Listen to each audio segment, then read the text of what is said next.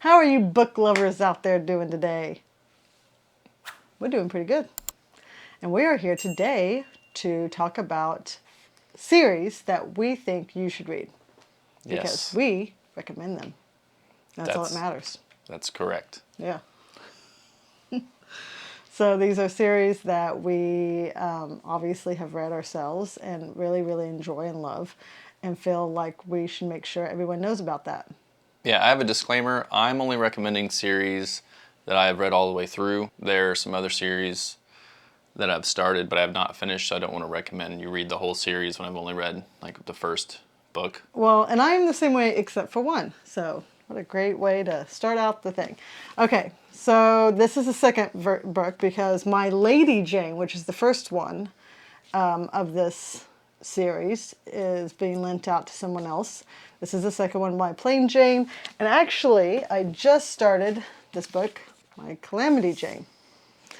Is this technically, would you define this as a series, even though it's all about different kinds of characters and not the same one every book? I will, because in our recent video that I'm sure has already been posted by the time you're watching this one, we had a top 5 books, and I wanted so badly to add this book in there, but I couldn't decide. So I decided to put it in the series one. So this is a series because this is our video, so it's my rules. So I count this as a series. Have I finished it? No. All the other ones I have finished, but I love the first and the second one so much, like absolutely love, that I am willing to bet that I'll like the last one, My Calamity Jane. And I put this as part of my pile. Bold strategy, Cotton. Let's see if that plays out. It's the only one that I've done that to. The rest of my series I have finished, and but this is one that I have not. The first one is about Queen Jane or Princess Jane or whatever. The one with gets her head cut off. I can't remember. Anyway, that's a Queen Jane from a different land way back when. And she has her head cut off in real life. But obviously this is like a little twist. Each one is a little twist on famous people. So this one is Jane Eyre. I actually read Jane Eyre first and then I read this. And doing that I think is a great idea because I was able to enjoy it even more. Anyway, love these books. Highly recommend you start on them right away. Well, if you're a fan of science fiction, I don't think I could recommend the Hyperion Cantos enough. It's a great series of books. What you see on the cover there, that's the Shrike. That's something all of the characters come into contact with or have to deal with at some point in the series. But especially in the first novel, the way it's written is reminiscent of Canterbury Tales by Chaucer. And so each story is slightly different, but they all converge and overlap with the overall story, and that doesn't necessarily continue into the sequel books. Those become much more focused, but the universe is still very interesting, and the different, well, the political aspect versus the nature of the time tombs on the world of Hyperion and the stories and everything. There's some really cool moments throughout the series, but of course with a lot of series it's the first one that holds up the best, I would say. But I definitely recommend reading the first one, if not all of them, because they're classic science fiction. There's action and there's some sorrow and some mysteries that become unraveled as the books go on, but I've probably read them 2 or 3 times all the way through, especially the first one because it's so memorable and unique in its story structure and the characters within it. So read it. Oh. If you like sci-fi. Oh, I would read it. I would recommend it even if you don't like sci-fi because it's not hard science fiction. There's not anything heady that you have to figure out like quantum physics or something. So, yeah. All right. Well, next is a fantasy book.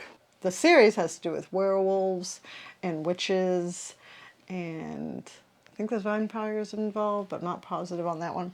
Anyway, the first one's called Bitten, Kelley Armstrong, and it's like there's like, I don't know, like probably like at least 10, 12 books written for the series. This one has to do with a female werewolf and her clan, and it is fantastic. I love it. And I've read it 3 or 4 times, the series 3 or 4 times.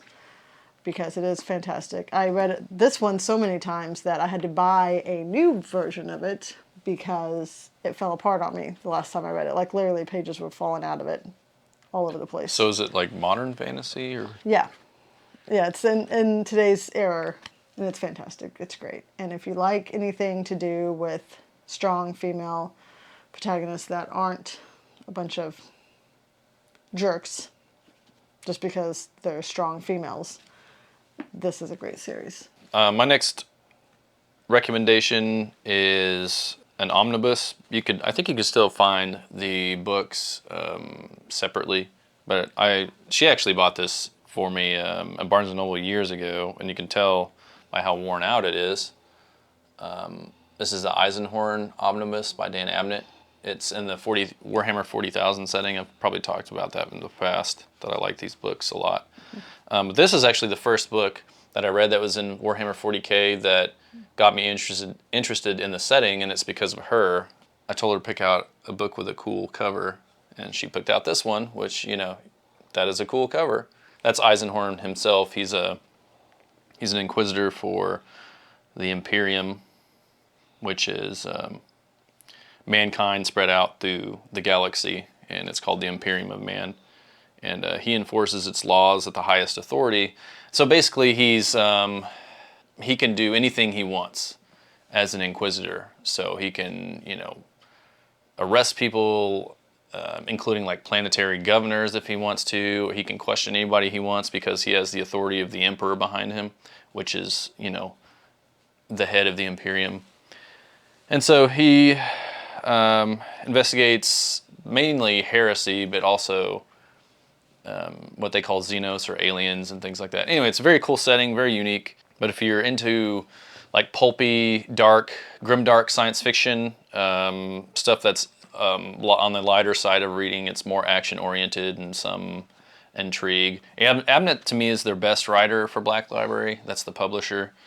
And he's just a great writer. I've read a few books by him that aren't Warhammer 40K related, and he also writes in comics. Like he's written like Guardians of the Galaxy. But definitely recommend anything by Dan Abnett, especially in the Warhammer 40K setting.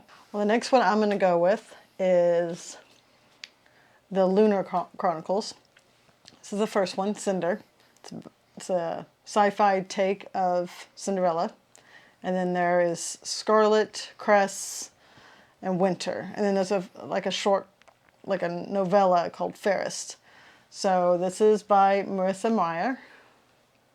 So here's the first one, and like I said, it's a sci-fi version for Cinder. Scarlet is to do with, I think it's Red Riding Hood, and then Cress is Rapunzel, and then obviously Winter, well, not obviously because you don't know it's holding an apple, but Winter is Snow White. So it's just them pretty much going against government. They obviously have a very hierarchy, and the hierarchy is not balanced. They're pretty much like rebels who are trying to get things back to the way they should be. So they're pretty much trying to get rid of the evil queen. Scarlet was one of my favorite characters, along with her, I guess you could say, love interest. So that's the second book. The first one, unlike what he says, the first one didn't actually grab a hold of me. I actually started reading it, and like halfway through I decided to put it down, and I never picked it back up. And then I don't know what made me decide. I guess because I saw it was a series, I was like, well, it's got to get better because it's becoming a very loved series. So I picked it back up because I literally bought it for its cover. I do that a lot, by the way.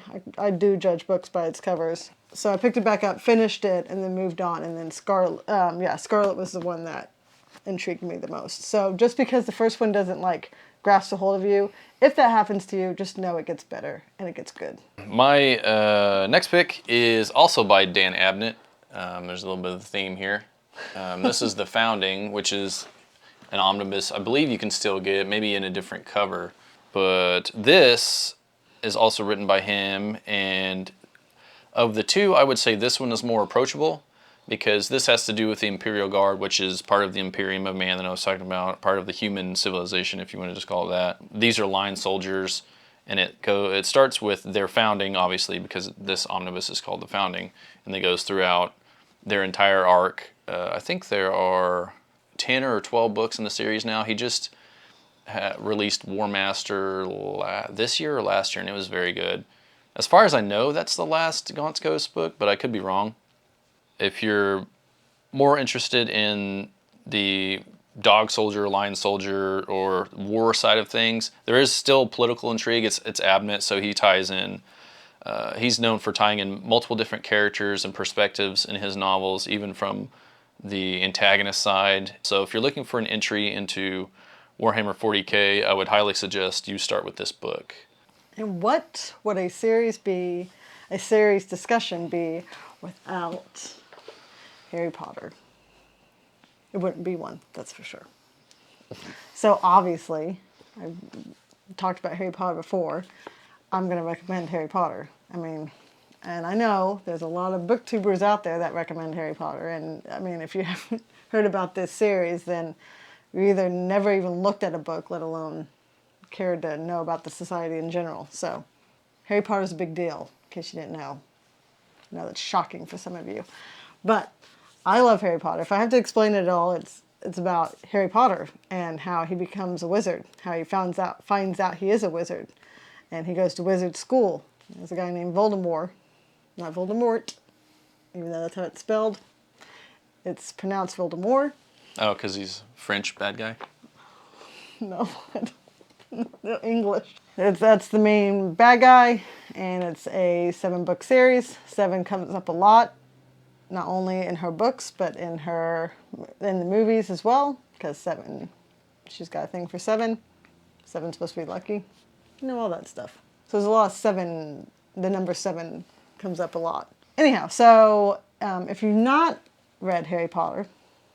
Me, I have not read Harry Potter. Then I almost wear that as a badge of honor at this point, because she's hassled me for it for years. So. You must read Harry Potter. It's middle grade. It's obviously very, very easy to get into. And our daughter, when she is old enough, will be reading Harry Potter for sure. But yes, I love Harry Potter. It's my favorite series by far. There's only one that comes close to it. My next suggestion, it's not a fancy book as far as covers go or anything, because it's an old print, but it is the Foundation trilogy by Asimov. Well, there's a series that recently came out on TV that covers it, but it's different, so I haven't watched it and I can't recommend it. But I can recommend the original Foundation trilogy. Now there are at least 6 books. I haven't read any of the other 3. This is an awesome series because it spans like multiple generations. The guy who starts the idea of the Foundation, I forget what it's called, like Harry Seldon, that's his name. So he starts this initiative and basically is able to plan out or forecast what happens in the Empire and then its fall and then how it's going to be rebuilt and stuff. And so it goes through this whole arc through all 3 books that I've read so far. And you meet different characters and you see his plan play out and its agents in effect on how that works out. And it's really interesting. There's not a whole lot of characterization, but I thought the characters were pretty interesting in the way that it spans so much time. But I definitely recommend reading Foundation if you're a fan of more, I would say it's more hard sci-fi than soft, but it's still approachable, so give it a peek. Check it out. See what happens when you get rid of dust covers? Now you gotta show spines to our people. I don't know what happened to the desk cover. This is before I actively eliminated my desk cover, so I don't know what happened to it, but it's gone, so. So, I don't know if you remember, I mean, it was so long ago, but I mentioned that there's only one thing that got close to knocking Harry Potter off if it's huge platform, and that will be something we both recommend. It's got Lynch, and it's Lies of Locke Lamora. I know, you're shocked too. Surprise, surprise. This series is not finished, but the books there's 3 books out thus far, and we officially have both finished all 3 books. Yay! So the last book, Republic of Thieves, there will be a review out from us at some point in time. Not sure when. I mean, he literally just finished it today, so. Yeah, today, yeah. And it's different from the second one, which is different from the first one, so. Yes, they are very, very different. And the third one was my favorite. His is the first. And I agree that the first is fantastic. It is a great, like I said, most first books don't grip me right away. This one gripped me and was fantastic. It made me very love the idea of reading the other two. Like, I usually, when it comes to series, I like read the first one and then I go on to something else and I come back and read the second one because I have a very good memory when I read books, whether it be audible or physically reading, and I can remember what happens in a series and come back to it, you know, months later and continue reading. I'm not one of those that have to refresh my memory on something. So, I mean, I wasn't going to point any fingers, but with this one, I immediately wanted to keep going. So I finished the other two as soon as I done with this one because I loved it so much. And it is fantastic. It's great. It's about Locke and Jean. Jean. Yeah. They're French, obviously. And their gang of thieves found family. They're not French. It's just French names. Yeah. Well, he's French. It's a fantasy setting. The author is, the author is French. I thought he was English. No, he's French. La-di-da. Anyway, it's got found family, it's got heists, it's got action, it's got heartbreak. Some may say obsession. It's fantastic. I love this series. He likes it. It's good. I'm not going to overhype it like she is. For me, its high point was the first book, and then it kind of gradually declined. Oof. If you could hear, my heart just broke. I love Must have been really tiny. I loved the third one. The third one's my favorite, but that's because of a certain character. Anyway, we highly recommend, and it's a very good fantasy series. I would say it's low fantasy, not high fantasy, right? Yeah. Okay. There's not a whole lot of fantasy specific elements in it, other No. than it being in a different land, and Yeah. there's magic here and there, but it's It's nothing sprinkled in. Yeah, It's it's not nothing like like bunch of rules it's or nothing like anything. Gardens of the Moon or Yeah. or other books like that where the magic is up up front in some scenes. People do say he's not very direct. detailed when he's talking about his worlds, but I've read more detailed, like George R. R. Martin is a very hard example of someone who's more detailed than this guy. So. I think he's more detailed in his relationships of the characters than he is anything else. It seems like he spent a lot of time building up the relationships between the characters to make them believable. But the first one, to me, he did also spend a lot of time with the story elements and what happens. Because the other two felt like less complex in the story. It felt like there were less characters involved in what was happening Sure. overall in each book after the first one, after this one. But it is a very character-driven kind of a series. So if you don't care about the characters, then you're not really going to care about the series. But if you don't like the characters that are in this book, I don't know why. But, At least the first one, yeah. So anyway, that's all our recommendations thus far. We're obviously still reading series. He has some that he started. I have some that I started. And unlike the Lady Jane and Plain Jane, I'm also like him. I don't want to recommend a series that I'm just now starting or I've started and not finished because I don't want to recommend something that, I'm not sure about the ending yet.